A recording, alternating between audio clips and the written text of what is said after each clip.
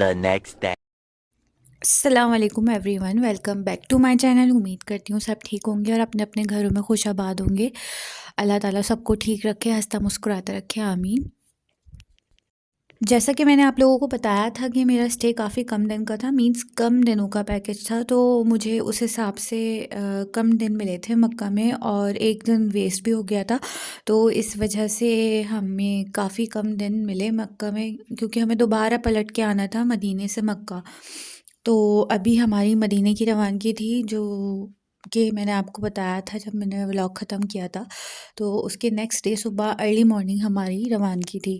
या अल्लाह या अल्लाह प्यारा मक्का है अल्लाह, या अल्लाह या अल्लाह प्यारा मक्का है अल्लाह। बस ऑपरेटर्स जो होते हैं वो रात में ही इन्फॉर्म कर देते हैं, जो आपको मक्का से मदीना या मदीने से मक्का लाते हैं वो पहले से ही इन्फॉर्म कर देते हैं कि हम आपको सुबह इतने टाइम तक पिक करेंगे।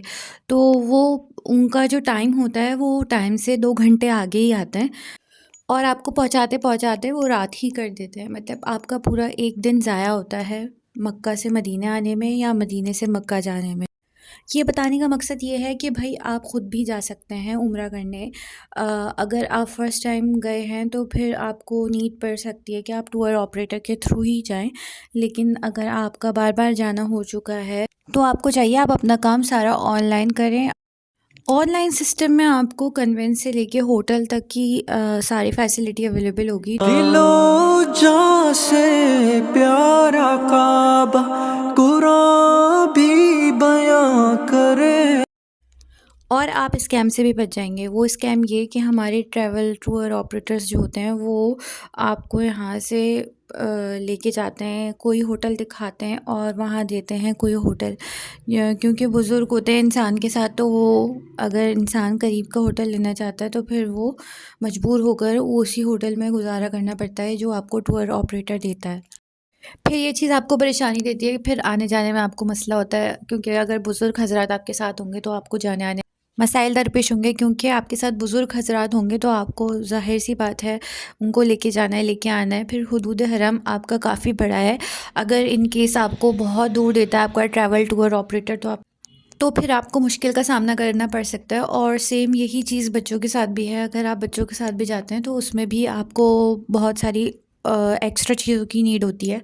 तो ये सब चीज़ें ध्यान आप खुद ही रख सकते हैं अगर आप ऑनलाइन बेसिस पे जाएँ।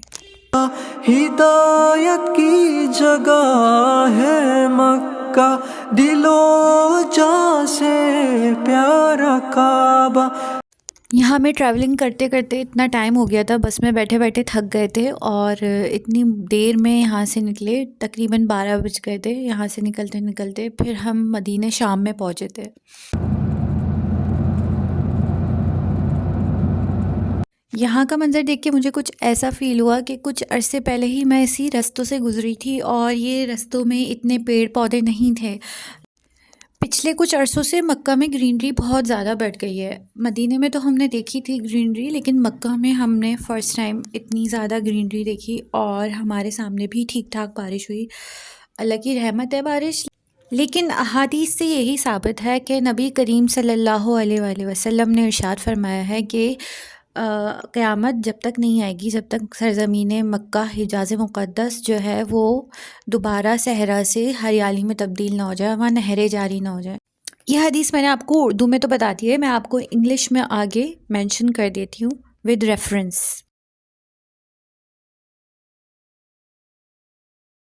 इस हदीस से ये साबित होता है कि मक्का पहले भी ग्रीन था और फिर वो सहरा में तब्दील हुआ और फिर दोबारा वो ग्रीन होगा। और ये ग्रीन होगा क्योंकि ये नबी करीम सल्लल्लाहु अलैहि वसल्लम ने कहा है, और जो नबी करीम सल्लल्लाहु अलैहि वसल्लम कह दें वो बात हक़ है, वो बात सच है।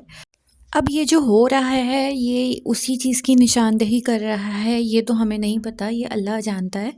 और वक्त का तयन हमेशा अल्लाह के इख्तियार में है, वो अल्लाह जानता है कि कब होगा। लेकिन जो चीज़ कह दी हमारे नबी करीम सल्लल्लाहु अलैहि वसल्लम ने वो बात होकर रहेगी। अब ये कब होगी ये तो अल्लाह बेहतर जानता है, ये इंसान नहीं जानता। या अल्लाह या अल्लाह प्यारा मक्का है अल्लाह, या अल्लाह या अल्लाह प्यारा मक्का है अल्लाह। मक्का से मदीना जाने में काफ़ी टाइम लग जाता है। अप्रॉक्सीमेटली 5-6 घंटे आपके लग जाते हैं, वो भी अगर आपका बस वाला बहुत स्लो चलाए तो और भी देर लग जाती है। तो इससे बेहतर होता है कि इंसान ट्रेन का सफ़र करे। मक्का से मदीना के लिए ट्रेन भी चलती है और वो कितने लेती है, बिज़नेस क्लास के अलग हैं, उसमें इकॉनमी के अलग हैं। वैसे तो मैंने खुद सफ़र नहीं किया हुआ, लेकिन मैंने लोगों से सुना है कि काफ़ी टाइम बच जाता है, लेकिन उसके चार्जेस ज़्यादा हैं बनिस्बत आप बस में ट्रैवल करें।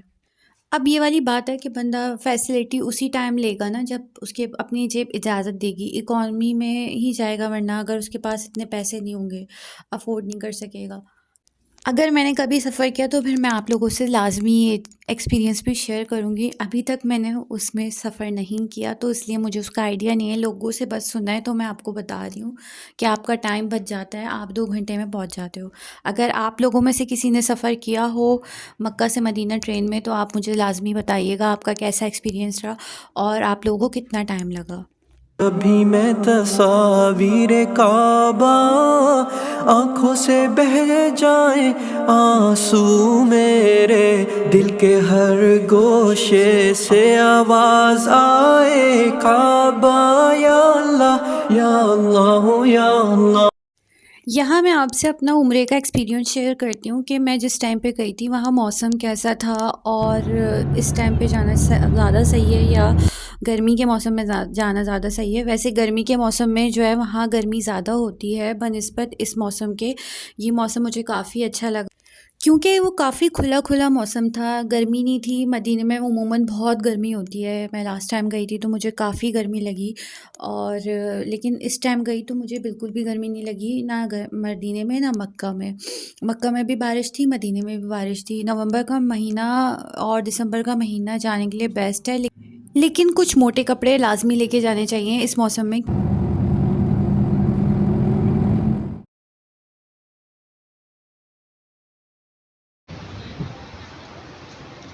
यहाँ हम फाइनली मदीने आ चुके थे और हमें आए हुए 2-3 घंटे हो चुके थे और हमने काफ़ी देर आराम किया, 2-3 घंटे मीन्स। और फिर उसके बाद हमने नमाज़ वग़ैरह से फ़ारिग होने के बाद जो है हम बाहर निकले और बाहर आकर हमने खाना-वाना खाने के लिए कुछ तलाश किया क्योंकि हमारे होटल के इर्द-गिर्द पाकिस्तानी रेस्टोरेंट्स थे नहीं, तो वो काफ़ी दूर उसके लिए हमें जाना पड़ा। और यहाँ का वेदर कुछ ज़्यादा ही हसीन हो रहा था, इतनी तेज़ बारिश हो रही थी और इतनी तेज़ बिजली चमक रही थी कि मज़ा ही आ रहा था वहाँ पे। और लेकिन ठंड भी थी, मदीने में ज़्यादा ठंड थी बनिस्बत मक्का के। तो मैं इसलिए आप लोगों को यही कहूँगी कि आप लोग इस मौसम में ख़ास तौर पे मोटे कपड़े लाज़मी लेके जाएँ क्योंकि इस मौसम में वहाँ ठंड होती है। Tomorrow. इस रास्ते पे मैं पहली दफ़ा आई थी और ये रास्ता बहुत पुरसुकून और बहुत खूबसूरत था।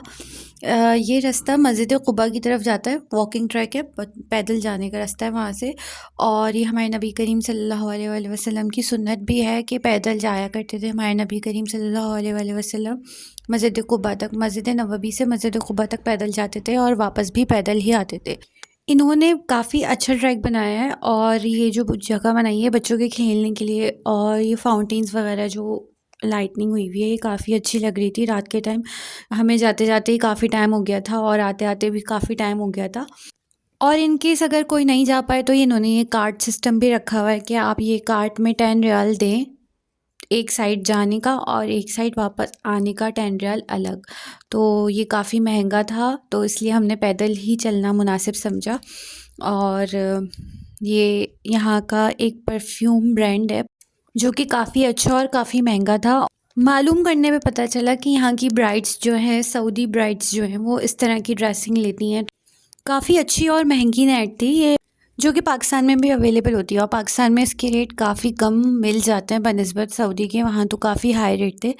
इस मार्केट की कुछ क्लिप्स आपको मेरे नेक्स्ट व्लॉग में मिलेंगी, तो आप मेरी वीडियोस को लाज़मी वॉच कीजिएगा और मेरे चैनल को सब्सक्राइब, शेयर और फैमिली फ्रेंड्स से लाज़मी शेयर कीजिएगा। जब तक के लिए अपना और अपनों का ख्याल रखिएगा। अल्लाह हाफ़िज़।